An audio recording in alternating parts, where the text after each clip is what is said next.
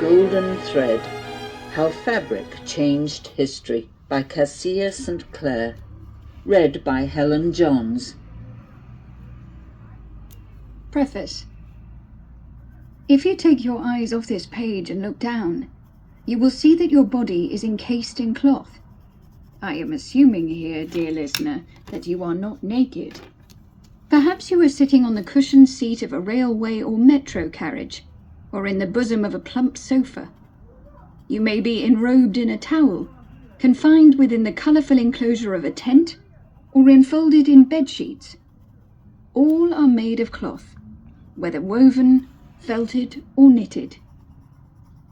Fabrics, man-made and natural, have changed, defined, advanced, and shaped the world we live in. From prehistory to the early Middle Eastern and Egyptian civilizations, via the silken dragon robes of imperial China, to the Indian calicos and chintzes that powered the Industrial Revolution, arriving finally at the lab-blended fibers that have allowed humans to travel further and faster than ever before. For much of recorded history, the four principal sources of natural fibers, cotton, silk, linen, and wool, have borne much of the strain of human ingenuity. They have been pressed into service to give warmth and protection, demarcate status, confer personal decoration and identity, and provide an outlet for creative talent and ingenuity. We live surrounded by cloth. We are swaddled in it at birth, and shrouds are drawn over our faces in death. We sleep enclosed by layer upon layer of it, like the pea that woke the princess in the fairy tale. And, when we wake, we clothe ourselves in yet more of it to face the world, and let it know who we shall be that day. When we speak, we use words, phrases, and metaphors in which the production of thread and cloth have insinuated themselves. The words line, lining, lingerie, and linoleum, for example, are all rooted in the word linen. For most people who know little of the practical business of turning the stems of flax into thread, or conjuring damasks from a skeletal warp on a loom, these linguistic motifs could seem little more than empty shells washed up on a beach, a pallid reminder of something greater, richer, only half understood today, but worth our curiosity. When I studied 18th century dress at university, I was constantly confronted with the stubborn belief that clothing was frivolous and unworthy of notice, despite its evident importance to the society under discussion. When I went on to write about contemporary design and fashion, I encountered similar snobbery. Examination of fabrics is often ghettoized. Even when it is the principal focus of mainstream attention, it is usually the appearance and desirability of the end product being discussed, rather than the constituent raw materials and the people who fashion them. This book invites you to take a closer look at the fabrics that you surround and clothe yourself with each day. It is not, and was never intended to be, an exhaustive history of textiles. Instead, the Golden Thread contains 13 very different stories that help illustrate the vastness of their significance. In one chapter, you will be invited behind the scenes to watch the making of the spacesuits that allowed us to walk on the moon. Another looks at the craft that inspired Vermeer to paint The Lace Maker. Elsewhere, you'll meet the people who wrapped, and those who unwrapped, Egypt's mummies. Inventors and scientists who have spent their lives trying to make cloth from spider's silk, and those whose clothes failed them in the most extreme environments on Earth, with fatal consequences. It is a book written for the curious. I hope you enjoy it. I give you the end of a golden string. Only wind it into a ball. It will lead you in at heaven's gate. William Blake, Jerusalem, 1815.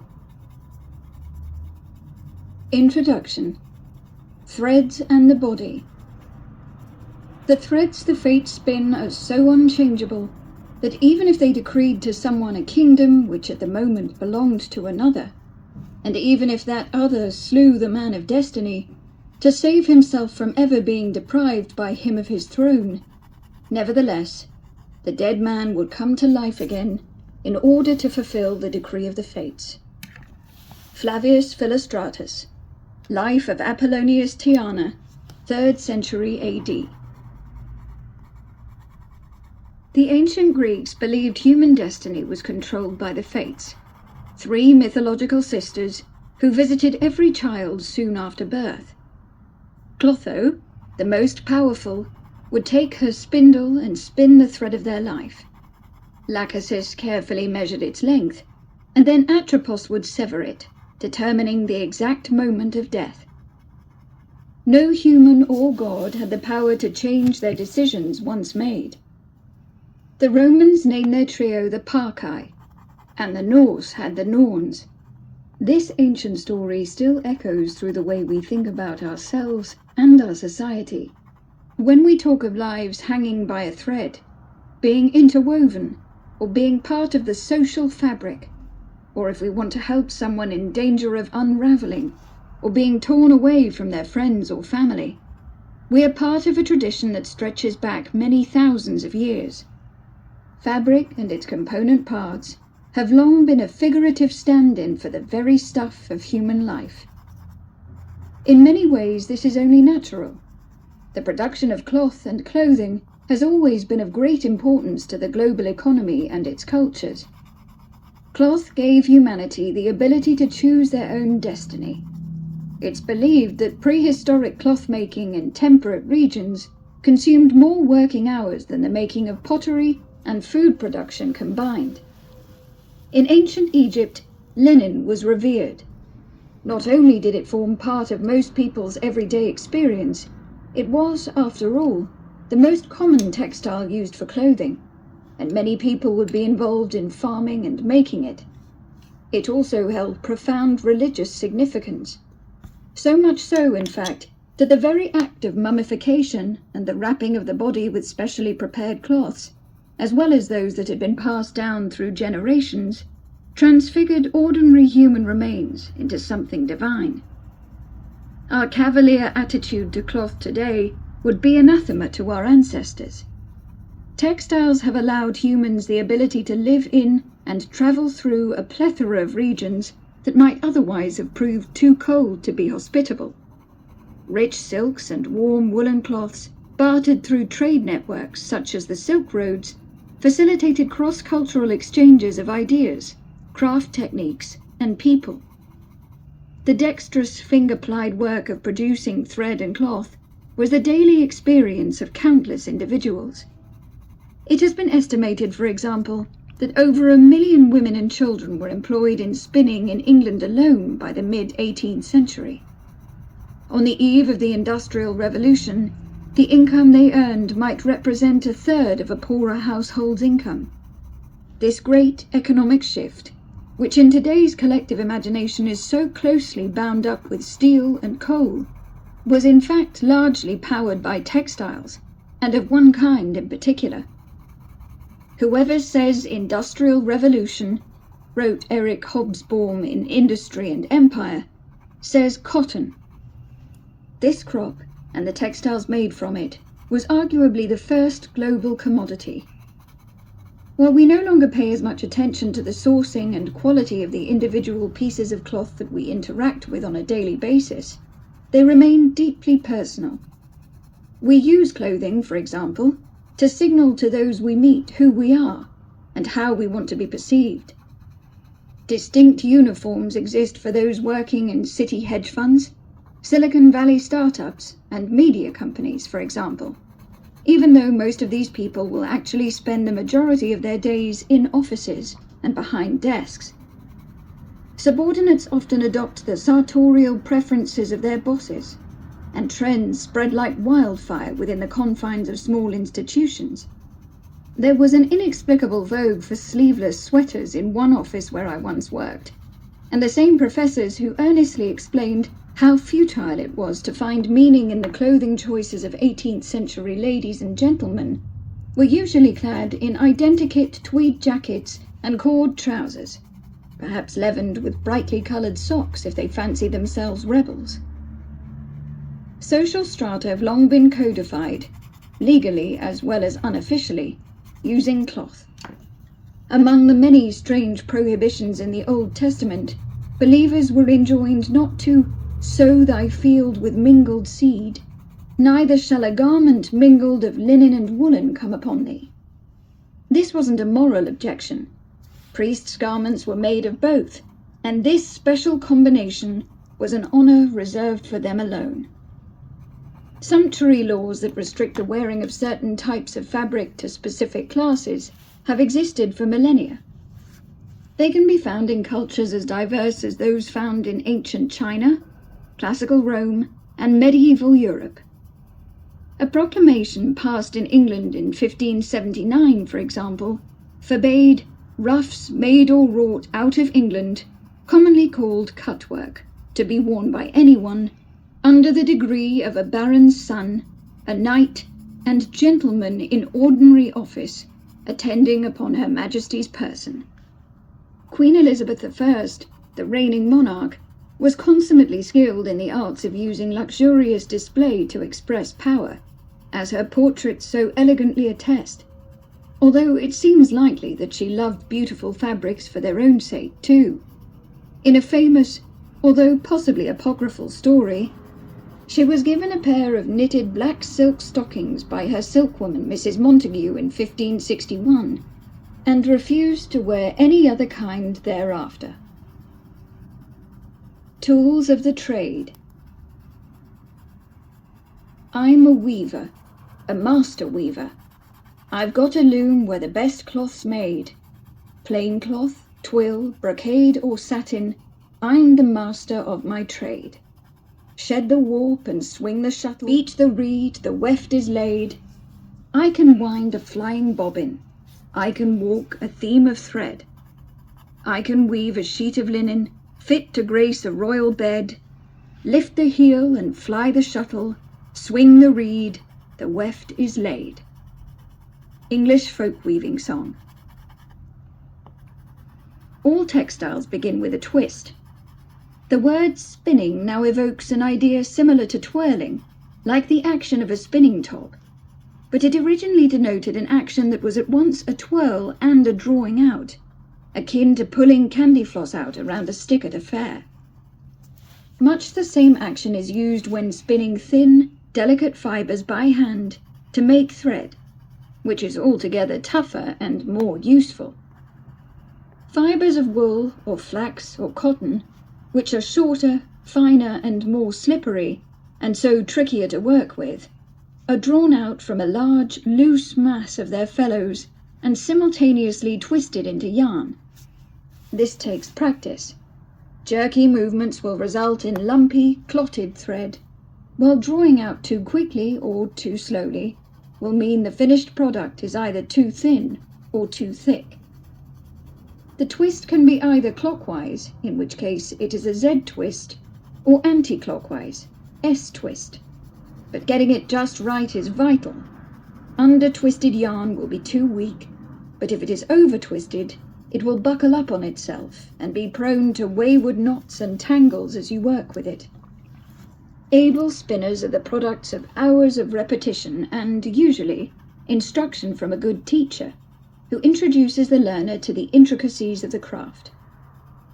There are many ways to spin, and the methods a spinner uses depend on their culture, personality, the kind of product they wish to create, and the materials they are using.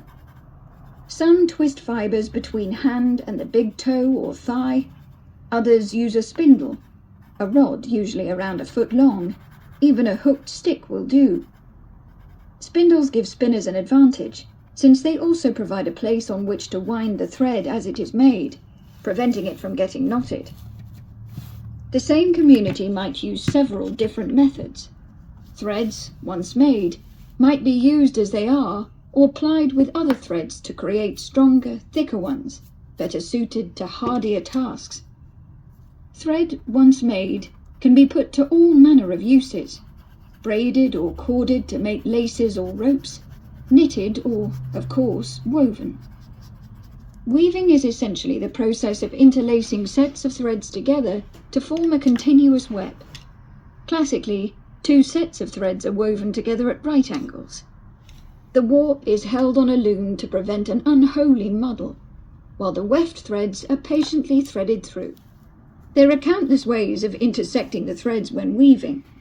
The simplest form is plain or tabby weave, where each weft thread goes over one warp thread and under the next. More complex methods, where the weft goes over or under several warp threads, for example, can produce cloth with diverse characteristics or patterns. Twill, for example, used to make denim, is created by passing the weft threads over one and under two or more.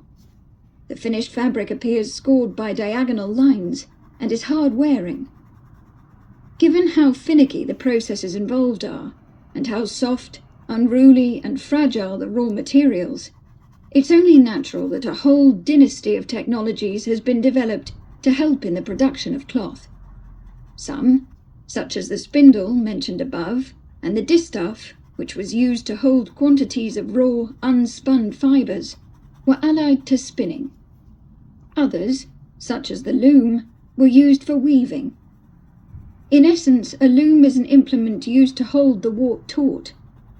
One of the very earliest kinds, the backstrap, used the weight of a person's body to create tension. Another kind, common in ancient Greece, was known as the warp-weighted loom. It involved an upper horizontal bar from which the warp threads were suspended with weights at the bottom.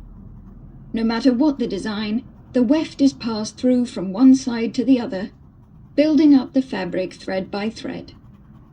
Later, more complicated loom designs allowed weavers to lift up some of the warp threads so the weft could be rapidly pushed through the gap, known as the shed, all in one go.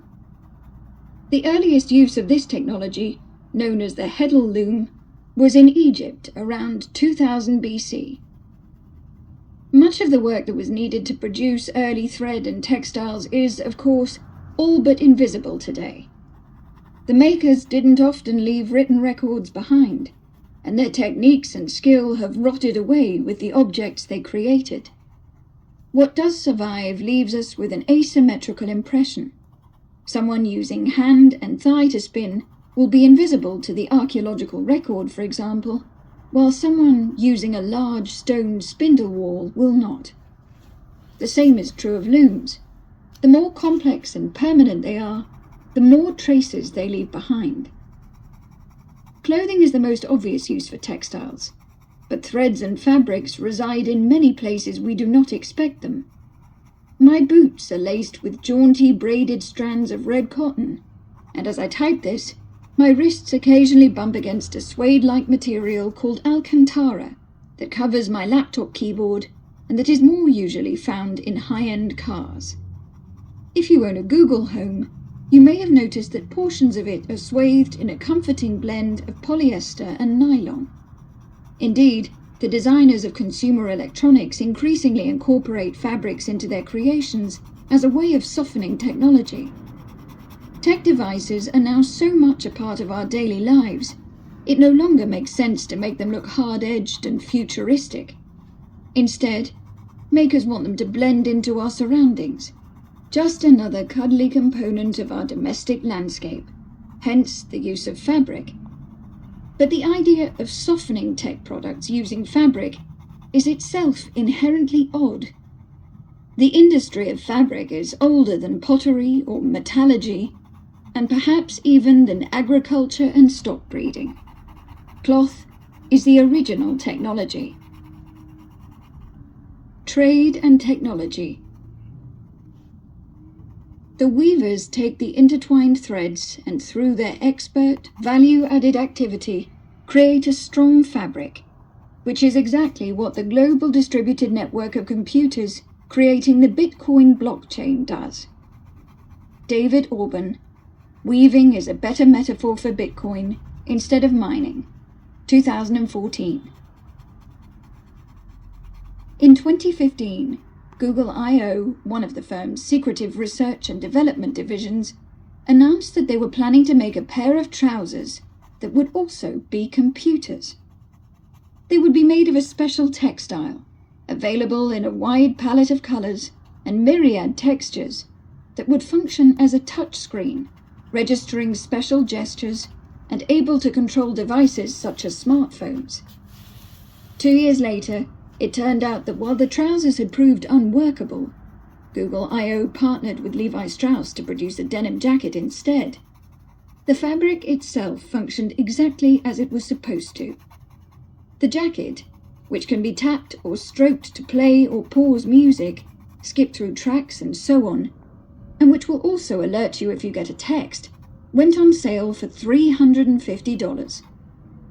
Although early reviews have found the technology rather limited, you're only controlling the smartphone that's in your pocket after all, others see such smart fabric as the wearable tech of the future.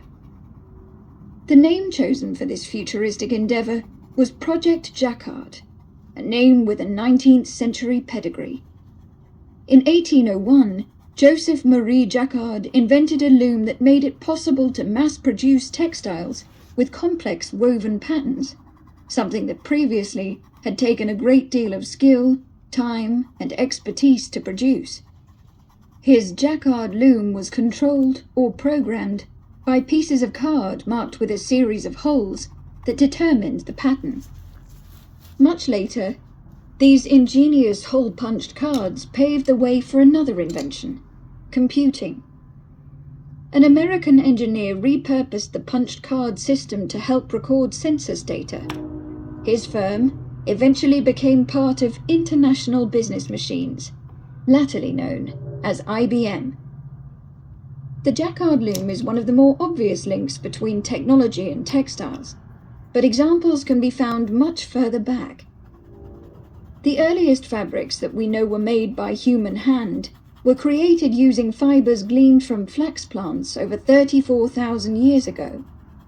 Transfiguring flax, wool, cotton, silk, hemp, or ramie into thread was a technological feat, requiring skill and tools, spindles and distaffs, many millions of which have been excavated from the world's oldest archaeological sites.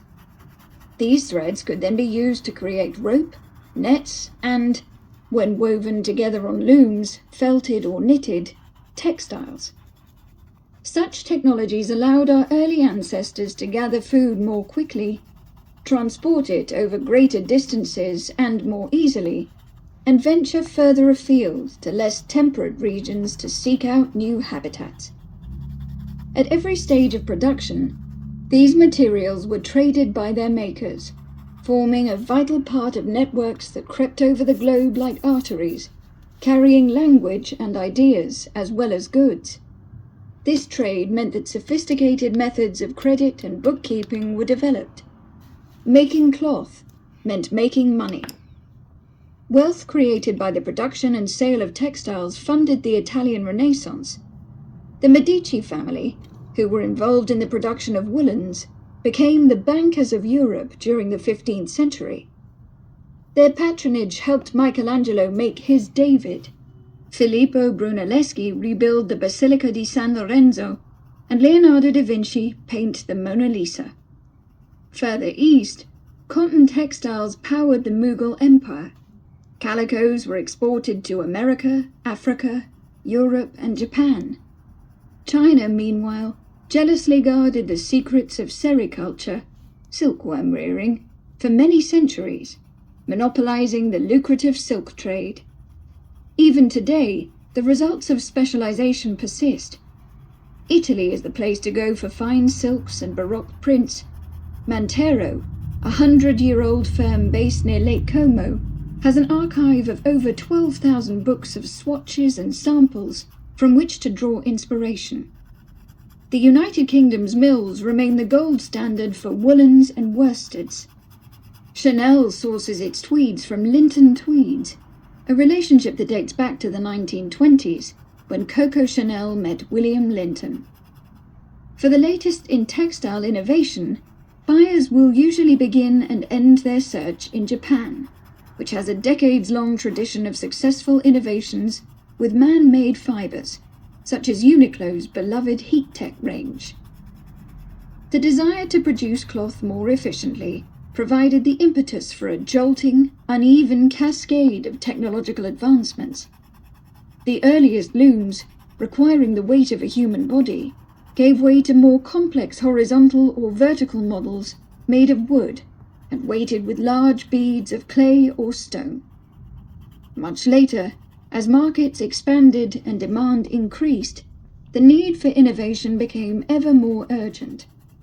In 1760, the Journal for the Society for the Encouragement of Arts, Manufactures and Commerce offered rewards for a machine for spinning 6 threads of wool, cotton, flax or silk at one time, and that will require but one person to work and attend it. They soon got their wish. Over the course of a century, the spinning jenny, the water frame and the power loom, and a host of other inventions, exponentially increased the rates of production. Think of the Industrial Revolution, and coal and steel will spring to mind. But it would be more accurate were we to picture instead the busy whir of threaded looms and cavernous factories choked with cotton dust. Indeed, even so fundamental an economic principle as division of labour had as a model the making of textiles. Nearly a century before Adam Smith conjured his hypothetical pin factory, the economist William Petty wrote that cloth must be cheaper made when one cards, another spins, another weaves, another draws, another dresses, another presses and packs, than when all the operations above mentioned were clumsily performed by the same hand. All this change had profound consequences for spinners and weavers. Take, for example, the plight of woolen cloth workers in Leeds in 1786, who suddenly found their livelihoods threatened by the invention of new scribbling machines, able to card the fibres more quickly and cheaply than they could. How were those men, they asked in a petition to a local newspaper, thus thrown out of employ to provide for their families, and what are they to put their children apprenticed to, that the rising generation may have something to keep them at work, in order that they may not be like vagabonds strolling about in idleness?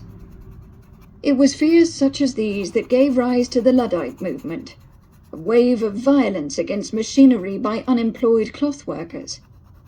The term Luddite has since become derogatory, used to signify a techno-dinosaur vainly standing in the way of progress.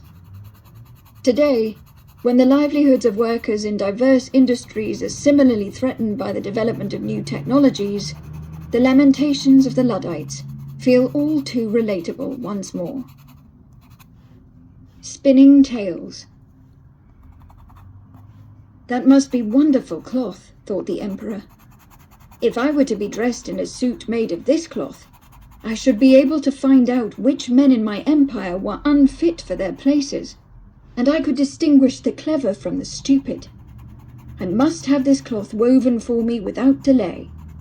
And he gave a large sum of money to the swindlers in advance. Hans Christian Andersen, The Emperor's New Clothes, 1837. The threads spun by the fates were relentless. However much their subjects tried to avoid the future spun for them, they found that they could not.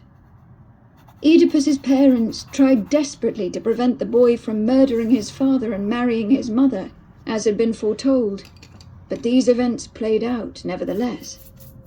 Likewise, wishes granted in stories often rebound horribly on the wisher. So it is with the Greek legend of King Midas.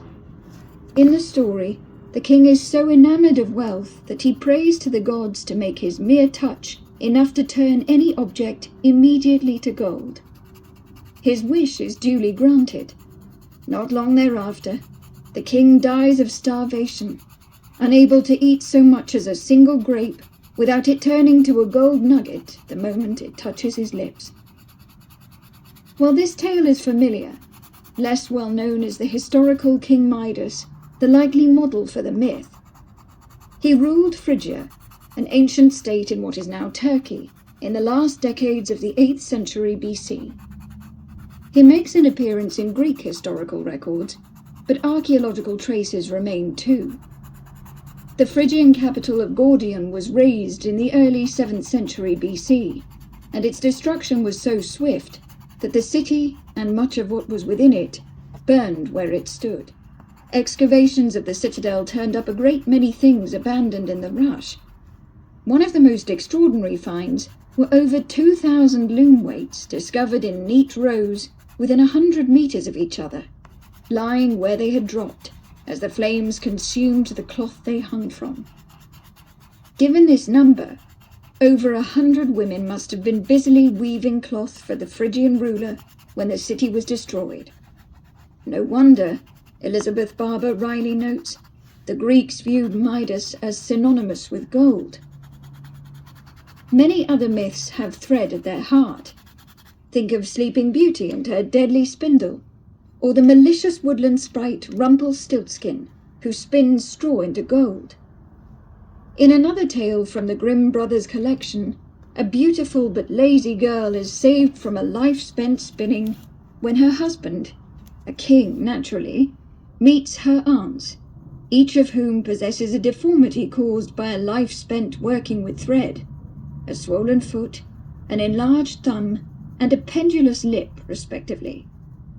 Told by the clothmakers themselves, this story would have had even more resonance. It is no accident that the entire fabric of mythology and fairy tales is shot through with references to textiles and weaving. The work of making cloth was particularly conducive to storytelling. Groups of people, usually women, penned together and engaged in repetitive work for hours on end. How natural to create and exchange tales to pass the time. This also explains why spinning and weaving characters appear so frequently and are so often blessed with preternatural skills and guile. Take Penelope, the wife of Odysseus in Homer's Odyssey, who uses weaving to delay the impertinent Achaean suitors, who descend like locusts when they believe her husband to be dead. She set up a great web on the loom in her house and began to weave at it, a very fine thread and very wide, wrote Homer sometime around the end of the 8th century BC. In the daytime she would weave away at the great web, but at nights she would undo the work, with torches set by the loom. This stratagem apparently bought her 3 years' grace, indicative perhaps of just how little men understood this traditionally female craft. Women's work. And what did I amount to, once the official version gained ground? An edifying legend, a stick used to beat other women with. Why couldn't they be as considerate, as trustworthy, as all-suffering as I had been? That was the line they took. The singers, the yarn spinners. Don't follow my example, I want to scream in your ears. Yes, yours. Margaret Atwood, The Penelopiad, 2005. Deities associated with spinning and weaving are almost exclusively female. Neith in pre-dynastic Egypt, Athena for the Greeks, Frigg for the Norse.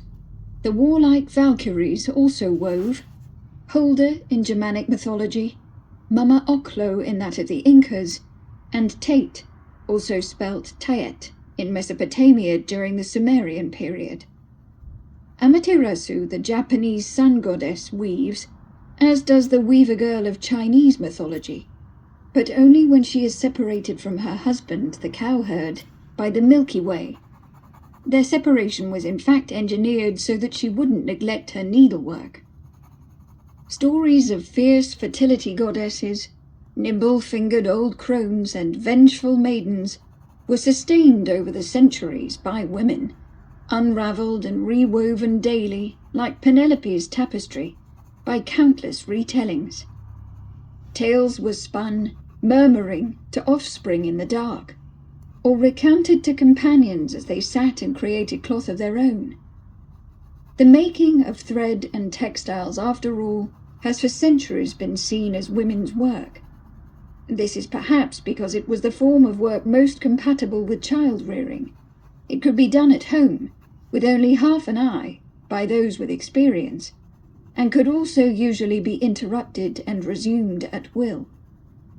Nevertheless, transfiguring fibers into thread was time-consuming and highly skilled work, performed by hand by many millions of women, up until the spread of mechanization following the Industrial Revolution. Through this and other textile-related labor, such as the rearing of silkworms, women provided the materials essential for their families, paid taxes, which were at times demanded in the form of thread or finished cloth, and supplemented household incomes. In turn, the tools involved became irrevocably linked with womanhood. Many women were buried with their spindles and distaffs. In the Greek world, the birth of a baby girl was marked by placing a tuft of wool by the door of a family's house. Less concretely, the association made it into language too. In China, a popular proverb decreed that while men plough, women weave. The traditional English saying, "the distaff side," refers to the maternal family, while the word spinster was, from the mid-16th century, used to refer to single women. The age-old kinship between women and cloth can be seen as both a blessing and a blight. In the Shi Jing, or Book of Odes, a selection of Chinese poems thought to date from between the 12th and 7th centuries BC, the care of silkworms and the use of their silk to create thread and fabric is approvingly spoken of as appropriate women's work. Many other societies, although not all, felt the same way. Men were involved in growing and reaping fiber crops such as hemp and flax, and the husbandry of sheep and goats. Children of both sexes would likely have helped too, perhaps by sorting wool or winding thread as it was spun. And in some cultures it was just as, or even more, common for men to weave. The Arthashastra, an Indian administrative treatise, the earliest portions of which date back to around the 3rd century BC, is strict on this point. Weaving shall be carried out by men. Women were permitted to spin, but even this was restricted rather grudgingly to widows, cripples, unmarried girls, women living independently, women working off their fines, mothers of prostitutes, old women servants of the king, and temple dancers whose services to a temple have ceased. In ancient Greece, by contrast, all women, from goddesses to queens and slaves, were involved in spinning or weaving. This, in the view of contemporary writers, was the natural order. Where the making of fabric was so strongly associated with women, it was seen as unlucky for men. Jacob Grimm recorded an old German superstition that if a man was out riding and came upon a woman spinning, then that is a very bad sign. He should turn around and take another way. Perhaps because of this, or because men were not usually as involved in the production of textiles, the end results have often been undervalued. Freud was certainly no help in this regard. It seems that women have made few contributions to the discoveries and inventions in the history of civilization, he wrote in a lecture on the topic of femininity. There is, however, one technique which they have invented, that of plaiting and weaving. He argued that these skills had been honed in response to a subconscious feeling of shame and genital deficiency, that women wove to hide their lack of penis from the male gaze. Such is the power of the idée fixe. Accomplished spinners or needleworkers were an important, if often overlooked, part of the economy. Assyrian merchants in the 2nd millennium, for example, frequently wrote to their female relatives about their clothwork, asking them to make a particular kind, for example, or letting them know what was selling well. Lamassie, the wife of one such merchant, responded, chiding her husband for making too many demands. "About the fact that I did not send you the textiles about which you wrote, your heart should not be angry. As the girl has become grown up, I had to make a pair of heavy textiles for placing or wearing on the wagon. Moreover, I made some for the members of the household and the children. Consequently, I did not manage to send you textiles. Whatever textiles I can manage, I will send you with later caravans. Working with textiles was largely indoor work, that it was hoped would keep women occupied and out of trouble. But it could also be a source of justified pride. The Bayeux tapestry, to take one famous example, was likely designed and produced by English craftswomen to record the Norman victory over their own countrymen in the 11th century. Despite this, it is a work of great skill and beauty, recording around 50 scenes, graphic novel style, using only 8 colours of worsted and a length of tabby weave linen nearly 70 metres long. Centuries later, anonymous lace makers created Baroque designs of dizzying complexity, each one requiring exacting mathematical planning to ensure the correct numbers of bobbins were in play. Much more recent is the work of Sonia Delaunay, an abstract artist who created textiles in the first decades of the 20th century. One of her first pieces, made in 1911, was a blanket composed of bits of fabric like those I had seen in the houses of Russian peasants. The end result evoked the work of the Cubists.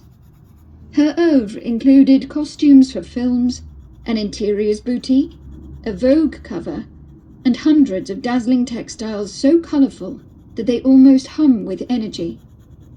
50 years later, working with her mother, Faith Ringgold began creating lush, storied quilts. These padded and stitched textiles, valued for their warmth and the canvas they provide for intricate decoration, date back to at least 3400 BC Egypt. Ringgold's work is now on display at museums including the Guggenheim and the Museum of Modern Art in New York. The consumption of fabrics was also gendered. In England in the 18th century, it was usual for women to buy fabrics and garments, such as linen shirts, for their family. Sarah Ardern, a married member of the lesser gentry in northern England in the late 18th century, spent a good deal of time and money on her husband's linens, as her account book reveals. She bought him muslin for cravats and handkerchiefs, and supervised the laundering of his linens. One entry in April 1745 reads, "Paid Mary Smith for making 10 fine Holland shirts for my dear lord." Supplying his wants was her largest expense, representing 36% of her annual expenditure. Just 9% went on the care of her 5 children. Needlework, spinning, and other textile skills provided women with a means of expression. "The needle is your writing brush," as Ding Pei, a famous female embroiderer, wrote in a treatise published in 1821. Spinning, lace-making, sericulture, embroidery, and other textile-related crafts could give women economic power and status. In England in 1750, for example, spinning was the most common paid form of employment for women, and a relatively lucrative one at that. Single women were estimated at the time to be able to spin around 6 pounds of wool per week. A married woman would probably only be able to manage 2.5 pounds. Given the current rates offered, a spinster would therefore have been able to earn as much in a week as a skilled weaver, who were more usually men and were often in guilds, meaning their work was thought of as more valuable. It is only more recently that the word spinster has picked up negative connotations. Even if they could not expect equal remuneration, women could stave off absolute poverty if they possessed skill with a spindle, loom, or needle. This, for example, was the assumption behind the need for women to spin in the Arthashastra. Spinning shall be carried out by women, particularly those who were dependent on it for a living. Similarly, a law passed in Amsterdam in 1529 commanded all poor girls who are unable to do any lacework to report to a couple of locations in the city where they would be taught to ply a needle to earn their keep. Just over a century later, in the southern French city of Toulouse, the municipal dignitaries found so many poorer local women were engaged in lace production that there was a dearth of domestic servants. Here, too, a law was passed, this time forbidding lace making. Today, even though machinery and the expectation that production be done in factories during working hours have expunged the initial reasons that textiles became women's work, the association remains. In Bangladesh, some 4 million people are employed in the textile industry. 80% of them are women. Only a tiny fraction, just 150,000 in 2015, are represented by unions, with workers fearing reprisals from the mostly male factory bosses and political establishment. Garment exports accounted for 80% of the country's exports in 2014. Weaving words. He draweth out the thread of his verbosity, finer than the staple of his argument. William Shakespeare, Love's Labour's Lost, circa 1595. The words text and textile share a common ancestor, the Latin texere, to weave. Similarly, fabrica, something skillfully produced, birth both fabric and fabricate. That language and cloth are so interwoven should not surprise us. They are, in some ways, intimately related. As one of the earliest technologies, fabrics played an important role in the material history of the written word. Paper was once made from discarded rags, and many texts have been wrapped and covered with textiles, both to protect them and to increase their value and worth. Bookbinders have long wielded needle and thread, and parallels can be drawn between calligraphy and lace-making. The relationship wasn't all one-sided, as samplers embroidered with homilies and fabrics decorated with symbols and words rich in metaphorical meanings illustrate. That the production of textiles was, up until the modern era, pervasive, strengthened the relationship. Children would have grown up seeing and helping their family members spin and weave. For poorer households, many of the textiles they used, clothing, sacking, furnishings and sheets, were the product of labour inside the home, using raw materials harvested within a few miles. Tears, frayed hems and unravelling seams would have been darned, stitched up and re-sewn. Cloth was valuable and not to be discarded lightly. Makers would have told tales, gossiped and squabbled while they wove and sewed, so it was natural that terms common in the creation of textiles came so readily to hand in storytelling and rhetorical argument. These were lively, tactile images that almost every audience would readily understand. Today, the interface between text and textile has proven to be fertile ground for literary critics. They also unpick, fashion, piece together or unravel, only their raw materials are more likely to be arguments, poems, characters and plots. Similarly, wrapping and unwrapping have become vibrant themes in history and anthropology. Scholars, of course, aren't the only ones to use words rooted in textile crafts. You may have inherited a well-worn heirloom or two, or been on tenterhooks, spun a yarn, or privately thought someone's decoration looked a bit chintzy.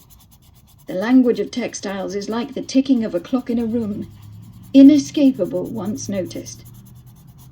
Many of these metaphors, however, are themselves becoming overstretched and threadbare, because most of us have very little experience or understanding of their original meanings. How much richer it must be to talk about weaving a coherent argument if you yourself have threaded a loom and flown a shuttle from one side of the warp to the other. Take the phrase tow-headed. Tow refers to pale gold flax fibres before they are spun, while being on tenterhooks comes from the frame, or tenter, on which woolen cloth is stretched out after being washed. If the vanishing of such expressions seems unlikely, you need only consider the fate of those that became baggy from repeated use or incomprehension decades ago. Few people today would refer to a knotty problem as a tangled skein, as Arthur Conan Doyle's Sherlock Holmes does more than once, or use hatchel, an instrument for combing out the fibres of flax or hemp, as a synonym for harass or worry. Even being accused of talking fustian has lost its sting. Fustian, a type of coarse cloth often made from cotton, was hijacked to indicate inflated, turgid, or inappropriately lofty language. From language to fairy tales, technology and social relations, our lives are woven through with the threads of fabric production. The fates would likely have it no other way. Chapter 1. Fibers in the Cave. The Origins of Weaving. The first weavers. With the tie of the sacrificial meal, the amulet, with the thread of life, the colourful, whose knot is the truth. With that I bind your heart and spirit. What is your heart should be mine. What is my heart should be thine. Vedic Mantra. When Elisokvavadze bent to the eyepiece of a microscope, what she expected to see was Neolithic pollen. As a botanist at the Georgian National Academy of Sciences, this was her stock in trade. Microscopic traces of ancient plant life scraped from the floor of a remote cave would, she hoped, reveal information about the changing climate of the ancient world. Different trees and plants flourished during ice ages and more temperate times, so pollen samples from different species are an eloquent witness to the weather of their time. On this particular day in 2009, however, the minute pollen grains on the slide were rudely thrust from the limelight by something extraordinary lying beside them. The oldest fibers known to have been used and produced by humans. The cave that Kvavadze and a team of Georgian, Israeli and American researchers was investigating is known as Dzudzwana. It bores into the Caucasus Mountains in the western part of the Republic of Georgia. To the casual eye, this cave might not seem so remarkable. Its puckered mouth, the shape of a letter D lying on its back, is around 560 meters above current sea level, and from this opening, the cave squirms back and down into solid rock. Radiocarbon dating suggests that modern humans first pressed timid, wandering feet into its floor as early as 34,500 years ago.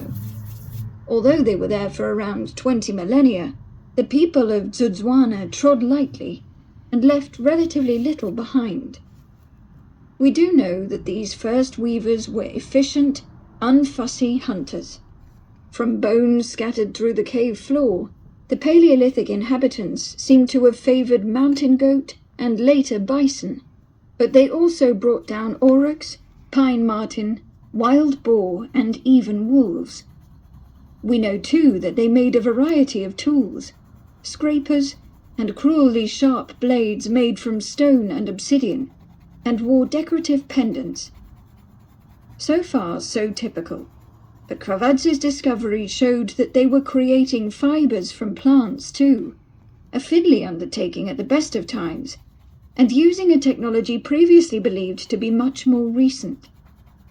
This undercuts long-held assumptions about our early ancestors, stretches the history of fabric back much further than many had ever imagined, and gives us a fuller, richer picture of the lives lived by some of our early ancestors.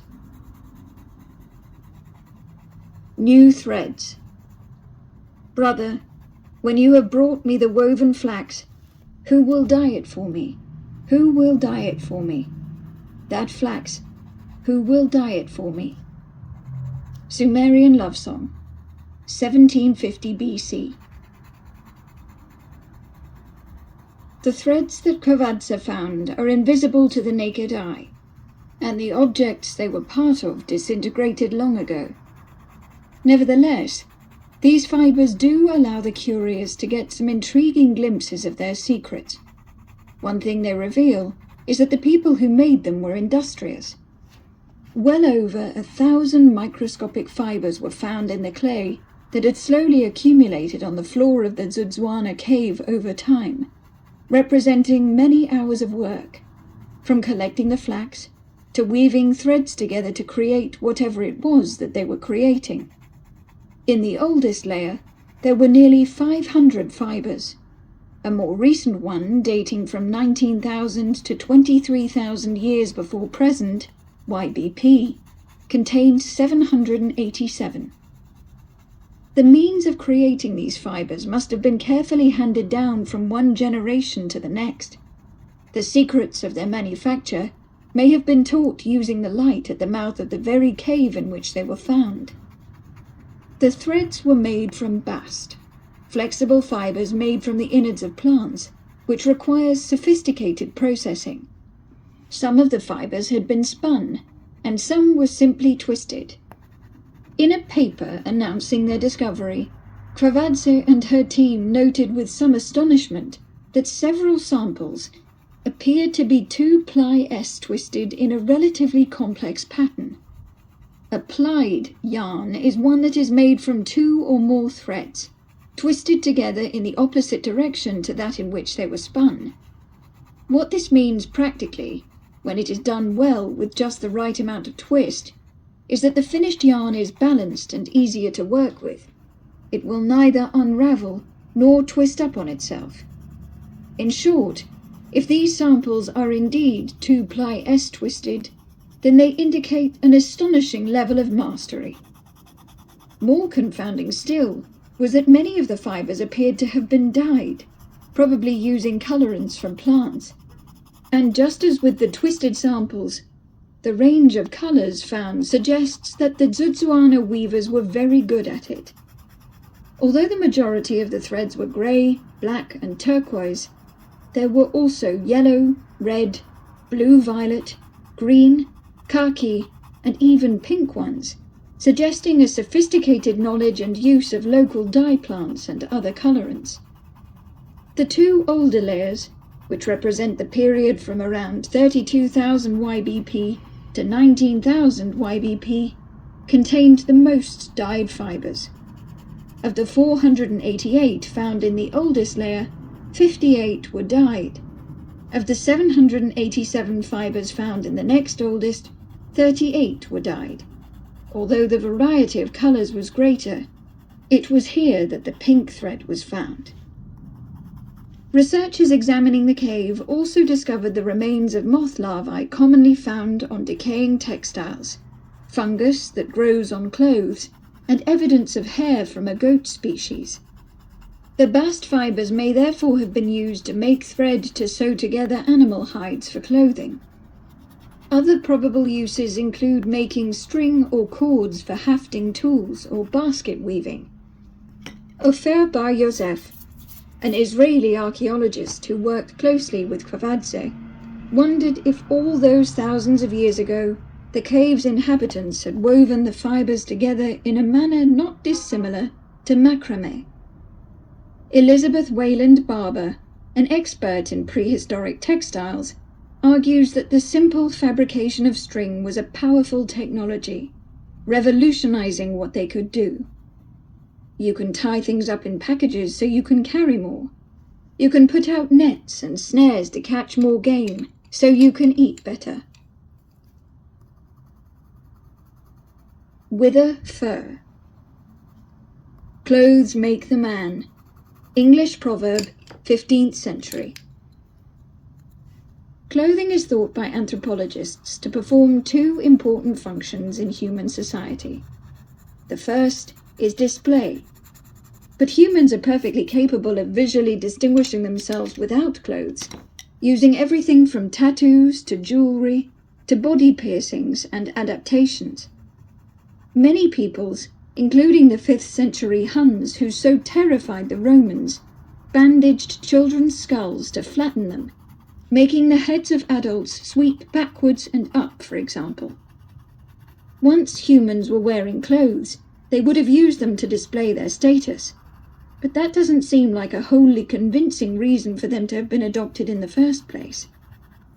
A more practical explanation for clothing is to protect against cold. Humans are ill-adapted for living outside the warm climates in which they first evolved.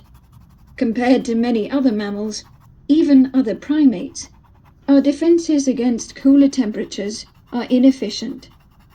We lack brown fat, for example, which can readily be metabolized to provide heat, a stratagem deployed by many of our genetically closest relations. But perhaps our most obvious weakness in this area is our relative hairlessness. Rabbits reach their cold limit at around -45 degrees Celsius. Without their fur, it would only be around 0 degrees. An unclothed human begins to feel chilly at a balmy 27 degrees. Our core body temperature is around 37 degrees. If it falls below 35 degrees, hypothermia sets in, and death would be expected once it drops to 29 degrees.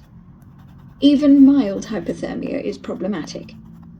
A pamphlet produced by the British Army warns soldiers that it can make sufferers behave irrationally, and that the risks are exacerbated by exhaustion or malnourishment. If being hairless is so disadvantageous to our species, when and why did we become the naked ape? Humans are the odd mammals out in this regard. Others, such as elephants and whales, have had special evolutionary reasons for losing their hair.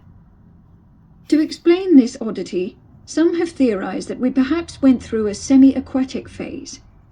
The slight webbing between our fingers, the theory goes, is one vestigial link to this previous way of life, and our hairlessness another. A second theory is that our lack of hair kept us cooler when we swapped our shaded forest habitat for a hotter savanna one. But naked skin actually absorbs more energy in the heat of the day, and loses it more rapidly when it's cold, making it the worst of both worlds when it comes to heat management.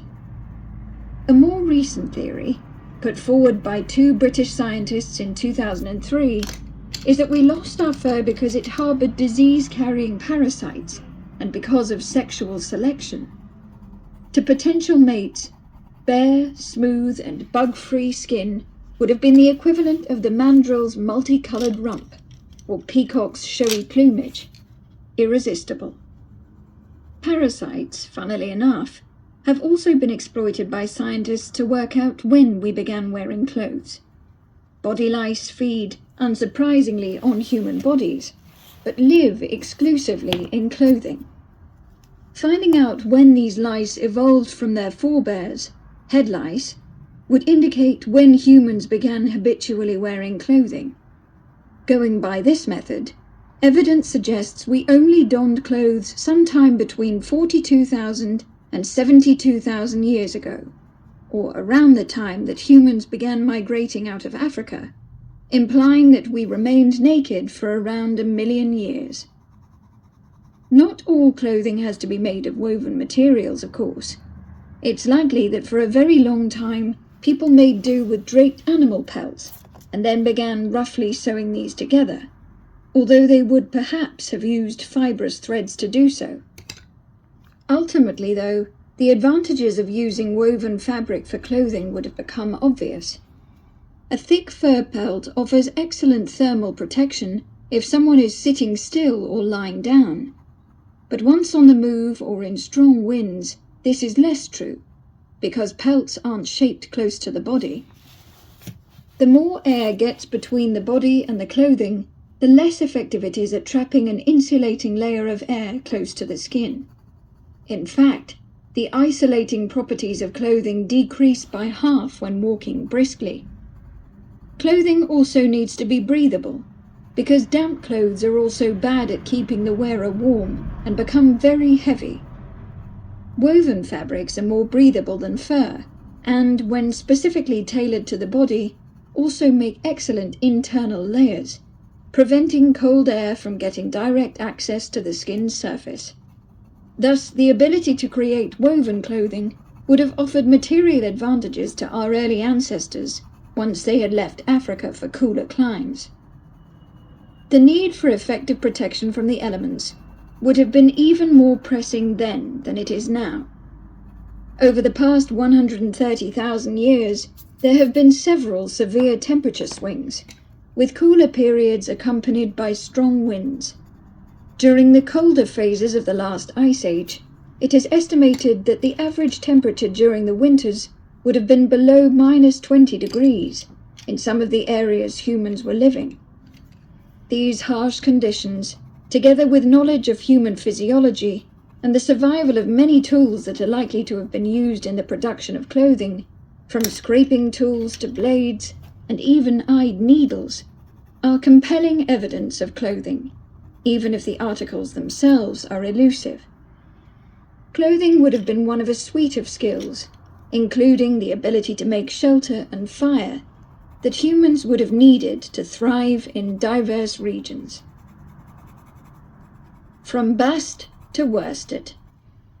A modern woman sees a piece of linen, but the medieval woman saw through it to the flax fields. She smelt the reek of the retting ponds, she felt the hard rasp of the hackling, and she saw the soft sheen of the glossy flax. Dorothy Hartley, The Land of England, 1979.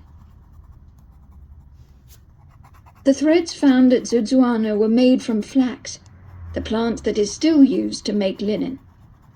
It's a tall, willowy annual, its metre-high stem strewn with spear-shaped leaves and, when it flowers, an abundance of blooms, sometimes pink or purple, but more often periwinkle blue.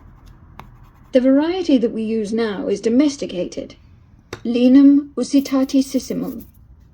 Its probable progenitor, Linum angustifolium, originally grew wild in the Mediterranean, Iran and Iraq, and it was people in these areas naturally who were the first to use and domesticate it. The linen used by the weavers of Zudzuana was of the wild variety. The cave dwellers who wanted to make use of it would have had to go out, find and gather it. But even once a sufficient stock had been gathered, that was far from the end of the matter. Flax needs to go through a series of elaborate steps, each with its own time-worn terminology, before it can be used to make thread. Bast fibers are found in hemp, jute and ramia, as well as flax. These fibers are composed of long, thin cells strung together end to end to form strands, like tubular beads on a thread, that run from root to tip and are held together in bundles.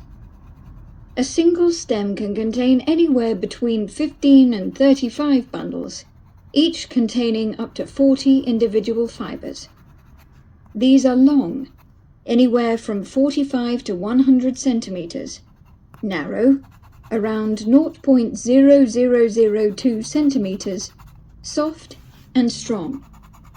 They feel heavy and slightly silky to the touch, and have a pearlescent sheen.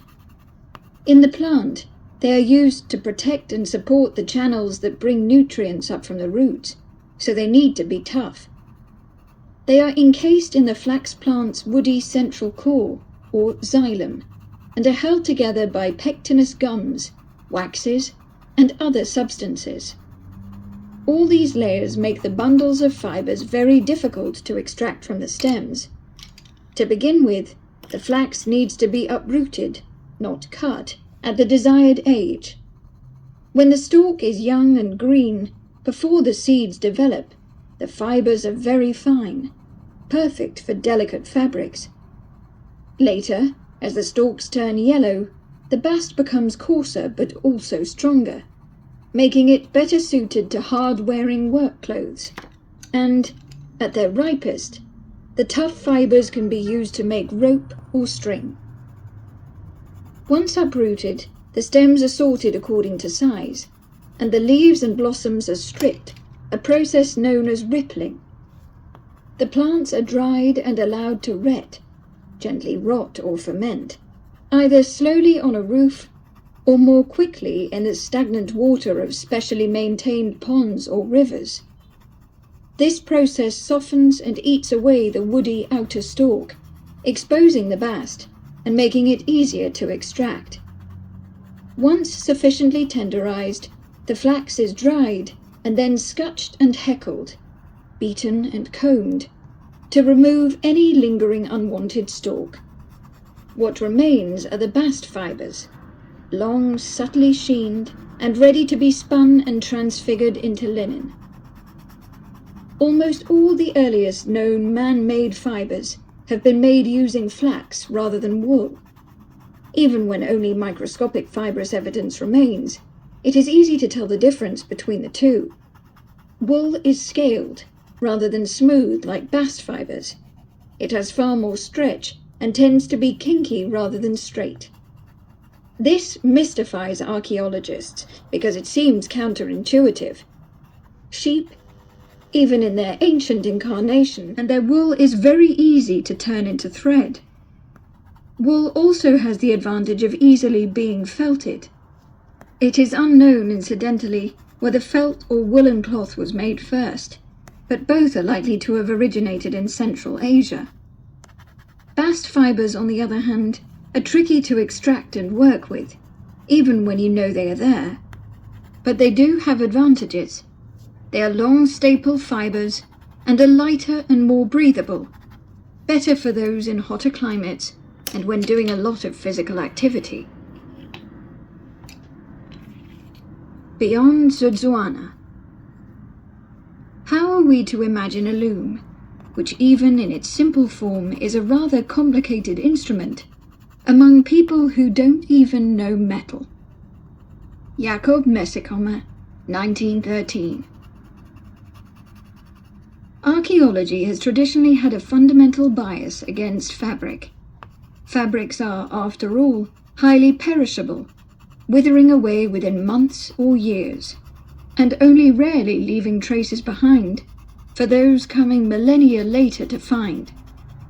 Archaeologists, predominantly male, gave ancient ages names like iron and bronze, rather than pottery or flax.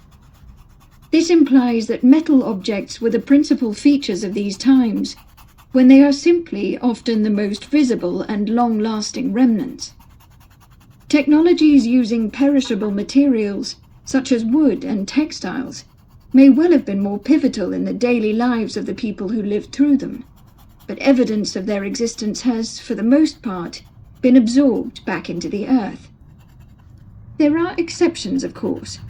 As with the fibers in the Zudzuana cave, traces can and do survive, usually thanks to an unusual climate, freezing, damp, anaerobic conditions, or extremely dry ones.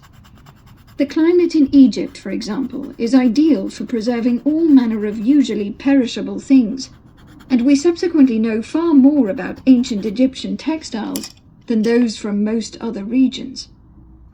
As archaeology has matured and diversified, scholars have increasingly looked for, and found, evidence of fine, complex textiles, stretching further back than anyone would have guessed. Their beauty, and the skill needed to make them, suggest a very different image of our earliest forebears than the club-wielding, simple-minded thugs of popular imagination.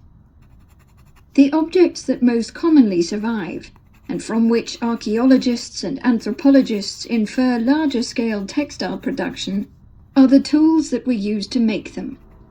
Spindle whorls, small weights often made of stone or clay, punctured with a small hole so that they can be jammed onto the end of a spindle, are found in abundance at many sites. They make it easier to draft and twist the fibers, and help apply the force of the twist evenly along the length of the thread being worked upon. And, although they are so simple, whorls can help reveal the kinds of fibers being worked and the desired properties of the finished product.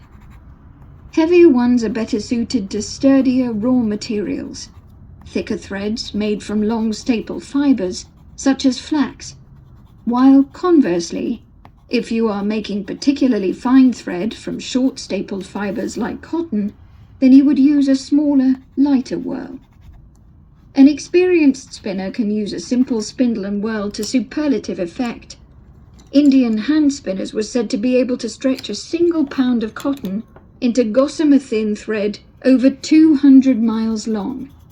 Our modern machinery isn't capable of such dexterity. Looms also leave some traces.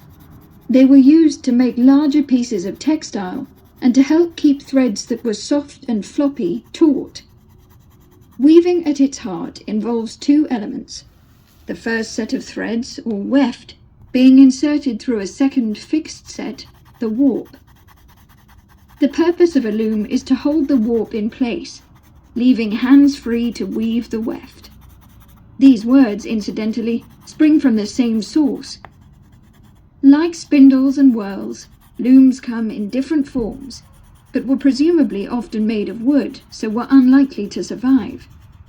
We do know they existed, though. A depiction of a ground loom, one stretched between pegs set into the ground, was found in a dish placed in a woman's grave during the early 4th millennium BC at Badari in Upper Egypt. Another variety is called the weighted or warp-weighted loom.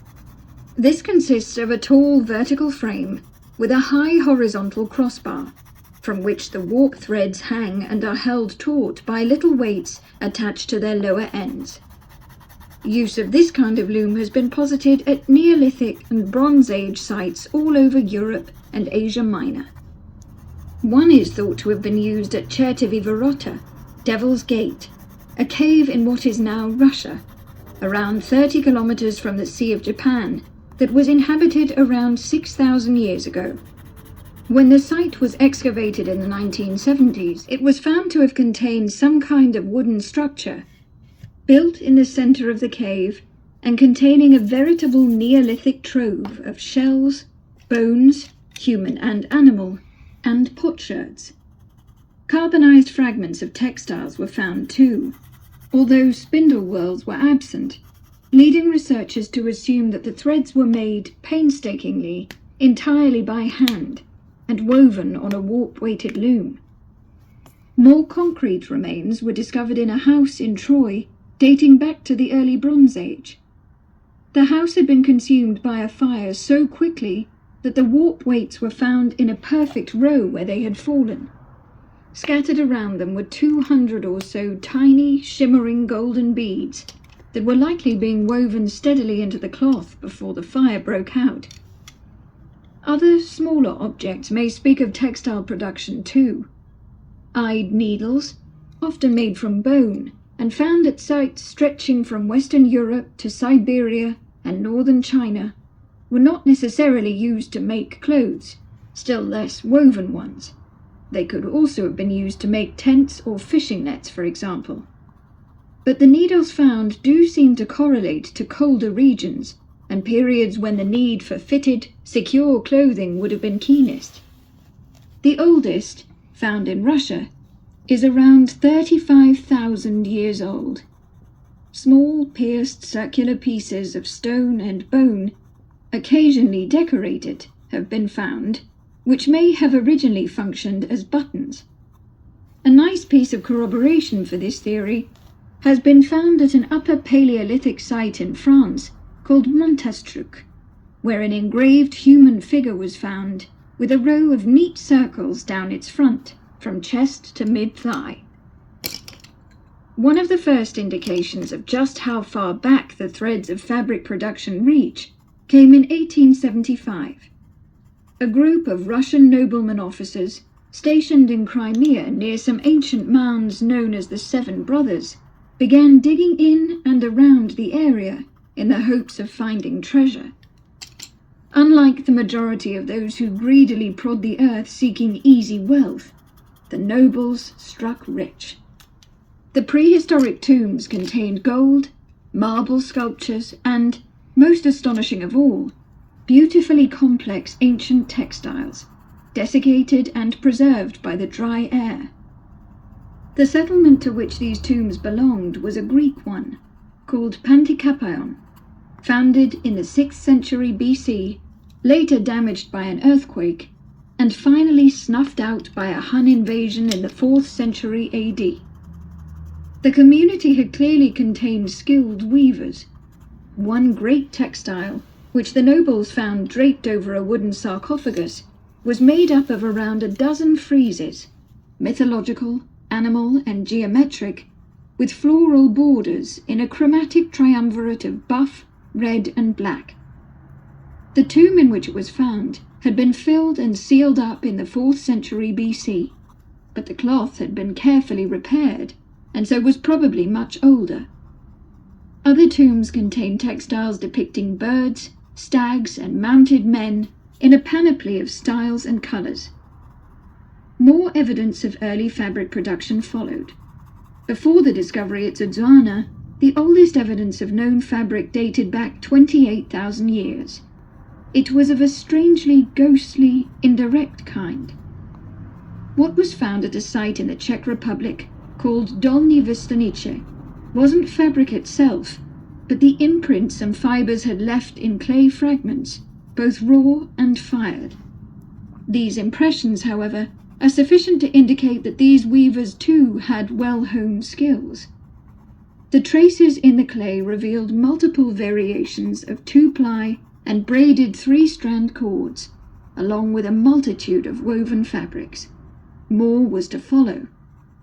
During the mid-19th century, some Neolithic fragments of brocaded fabric, complete with a fringed border, were unearthed from some Swiss lake dwellings dating back to 3000 BC.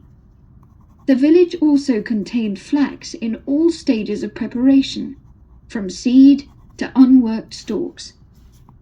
In the 1920s, 2 archaeologists, Gertrude Catton Thompson and Eleanor Gardner, conducted the first survey of Fayum, a site in Egypt which yielded a scrap of coarse linen together with a small cooking pot and a fish vertebra. On the 12th of September 1940, a small dog called Robot and his human companions, 4 French children, discovered a hole under the roots of a storm-felled tree. Beneath it was the Lascaux cave complex, the walls of which were covered with a painted, heaving cavalcade of oxen, horses, aurochs, and stags, which date back to around 15,000 BC.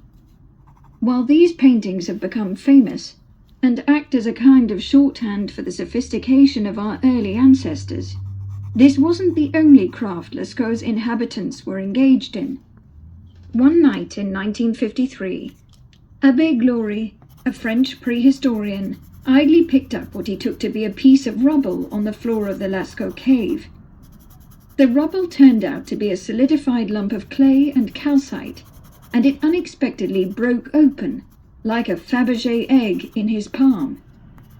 Inside was a perfectly preserved imprint of a long piece of Paleolithic cord.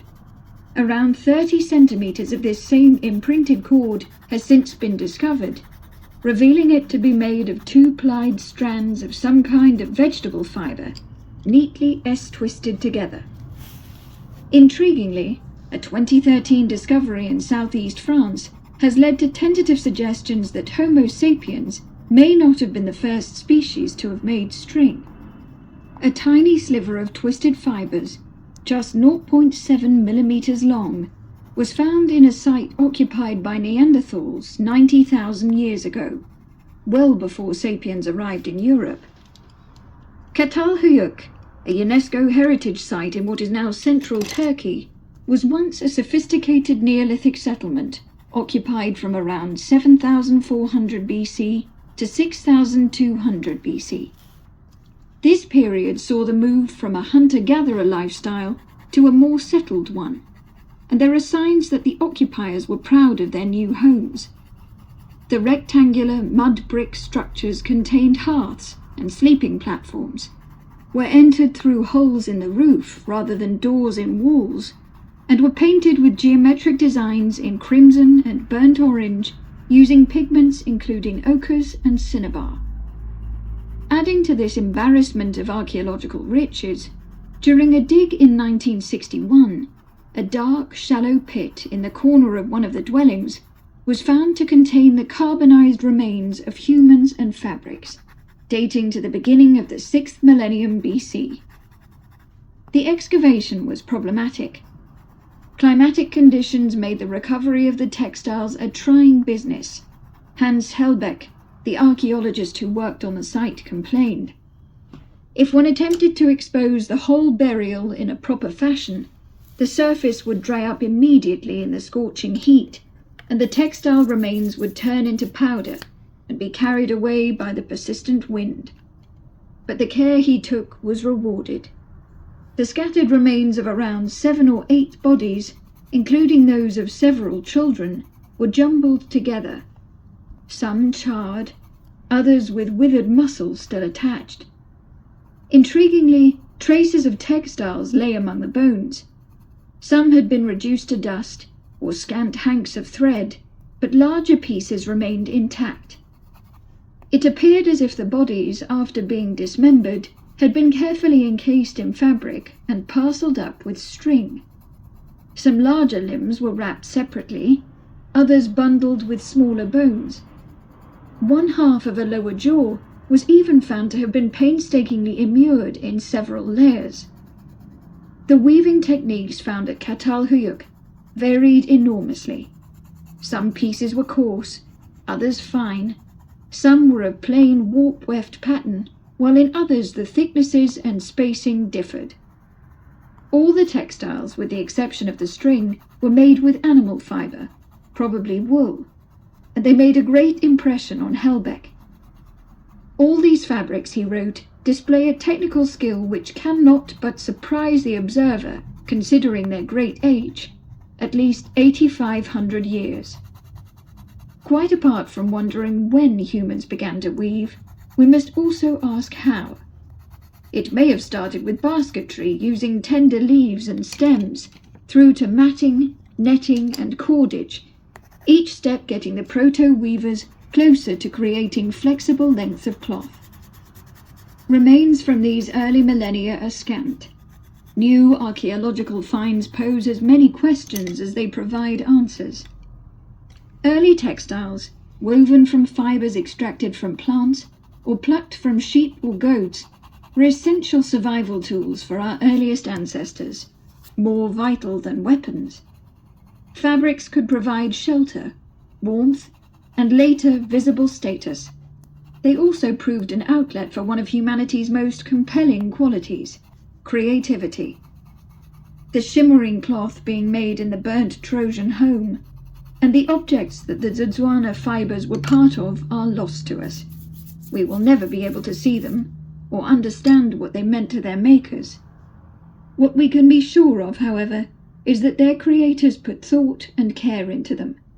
Why else use golden beads and pink, grey and turquoise dyes?